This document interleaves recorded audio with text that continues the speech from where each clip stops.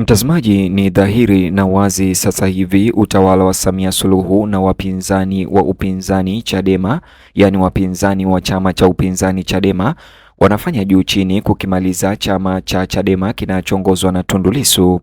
Habari zingine mbaya kwa Tundu Lissu na Chadema kwa ujumla, vigogo na viongozi wakubwa wa Chadema akiwemo John Heche sasa wadaiwa kukiuka amri ya mahakama na sasa wamefunguliwa kesi kali ya jinai ambayo hawawezi kuikwepa. Sasa wamefunguliwa kesi kali mahakamani Tanzania. Kama kawaida yetu, kabla ni kutaarifu na nikuonyeshe ripoti hizi, nifahamishe unanitazama ukiwa wapi. Kama upo nje ya nchi, niambie upo katika nchi gani, na kama upo humo humo katika taifa hili letu la Tanzania, niambie unanitazama ukiwa maeneo gani. Maendeleo mengine makubwa ya kisiasa na kisheria yameibuka nchini Tanzania leo, na hizi ni taarifa mbaya kwa upinzani na wafuasi wa Tundu Lissu. Na pia ripoti hizi zimeleta shinikizo mpya kwa uongozi wa chama cha upinzani na chama cha demokrasia na maendeleo Chadema. Ripoti zinaonyesha kuwa wanachama kadhaa wakuu wa chama hicho sasa wanakabiliwa na kesi nzito ya kisheria mahakamani, jambo ambalo limezua mjadala mkubwa katika duru za kisiasa na miongoni mwa wananchi leo. Hali hii imevuta hisia hasa kwa sababu inafika wakati mvutano kati ya vyama vya upinzani na taasisi ya dola ukiwa mkubwa. Waangalizi wengi wanaamini kuwa kesi hii ya sasa ya jinai iliyozalishwa dhidi ya upinzani inaweza kuwa na madhara makubwa kwa uongozi wa chama hicho na mustakabali wake wa kisiasa, na hata huenda ikaweza kuididimiza Chadema. Kesi hiyo imeripotiwa kuwasilishwa katika Mahakama Kuu ya Tanzania katika masjala ndogo ya Dar es Salaam jijini Dar es Salaam. Kwa mujibu wa taarifa zilizopo na zinazotufikia studioni, hatua hiyo ya kisheria inahusu madai kuwa viongozi kadhaa wa Chadema walikiuka amri ya mahakama iliyotolewa mnamo Juni tarehe 10 mwaka 2025. Amri hiyo iliunganishwa na maombi namba 8960 ya mwaka 2025 ambayo yanatokana na kesi ya madai namba 8323 ya mwaka 2025. Kwa hiyo suala hilo limetokana na mgogoro wa madai na kuwa shauri la jinai linalohusu kesi ya jinai. Hata hivyo, waombaji wa mchakato wa awali wa kisheria ni pamoja na Said Issa Mohamed pamoja na Maulida Anna Komu na Ahmed Rashid Hamis. Watu hawa wanadai kuwa uongozi wa Chadema ulishindwa kutekeleza amri ya mahakama iliyotolewa na mahakama ya Dar es Salaam. Malalamiko yao yanaeleza kuwa baadhi ya hatua zilizochukuliwa na uongozi wa chama zilikiuka maagizo yaliyotolewa na mahakama, na hivyo sasa zimeweza kuwaweka hatarini watu kama vile John Heche. Kesi hiyo sasa inatafuta matokeo ya kisheria kwa kile waombaji wanachoeleza kuwa ni kutotii maagizo halali ya mahakama. Miongoni mwa watu mashuhuri waliotajwa kwenye malalamiko na kesi hiyo mpya ya jinai ya kisheria ni pamoja na John Heche ambaye kwa sasa ni makamu mwenyekiti wa chama hicho Tanzania Bara.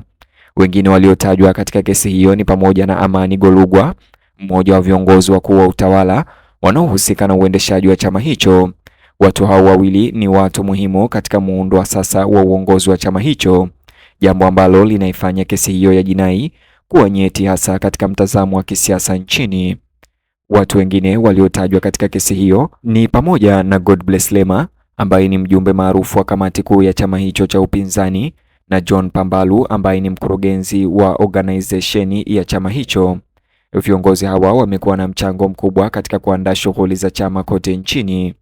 Hata hivyo, John Heche awali alizungumza na kusema ya kwamba kesi hizi za mara kwa mara na upingamizi huu wa ndani kwa ndani ya Chadema wa kama vile Said Issa Mohamed, John Heche alidai ya kwamba mtu huyu anaweza kutumika vibaya na chama tawala cha CCM kuweza kuivunja Chadema.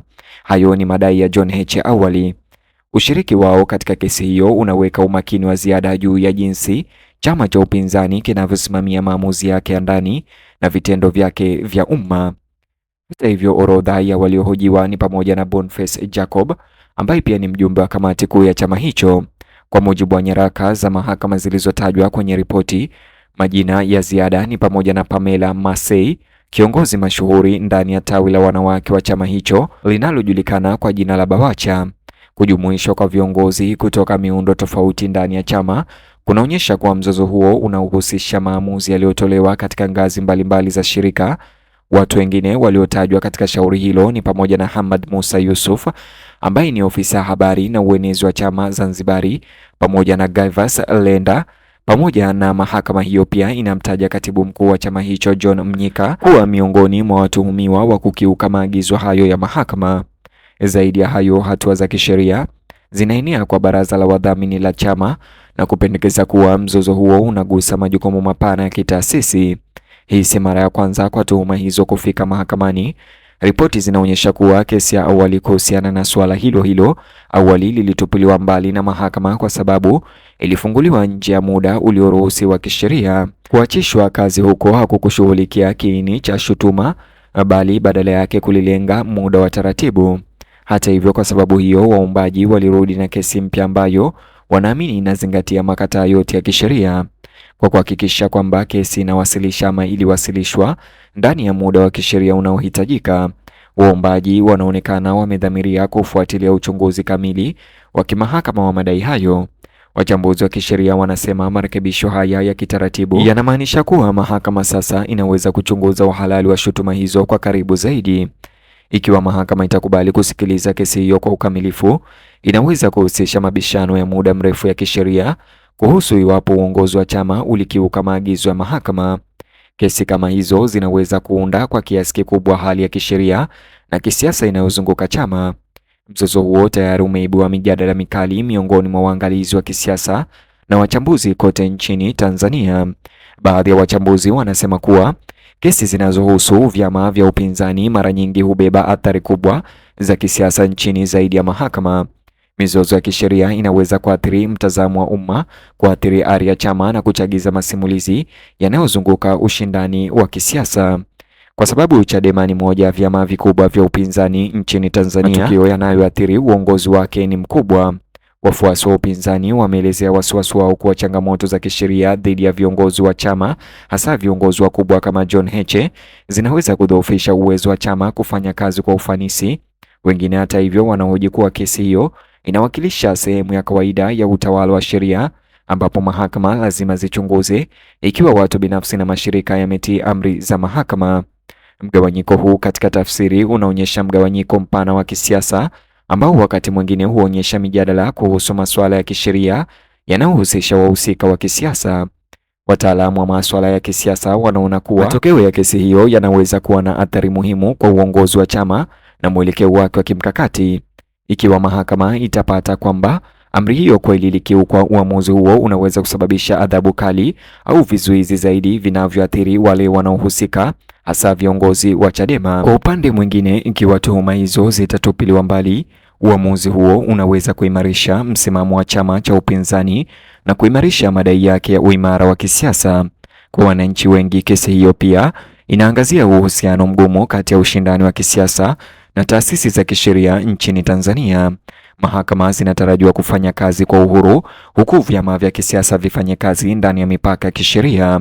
Kuhakikisha kwamba kanuni zote mbili zinaheshimiwa ni muhimu kwa kudumisha imani ya umma katika michakato ya kidemokrasia katika taifa hili letu tukufu.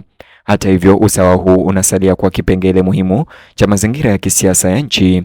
Mtazamaji, nijuze maoni yako, vile kumbuka kulike video hii na kusubscribe, alafu bonyeza alama kengele kisha bonyeza kiboksi hicho kwenye screen yako kwa taarifa zaidi.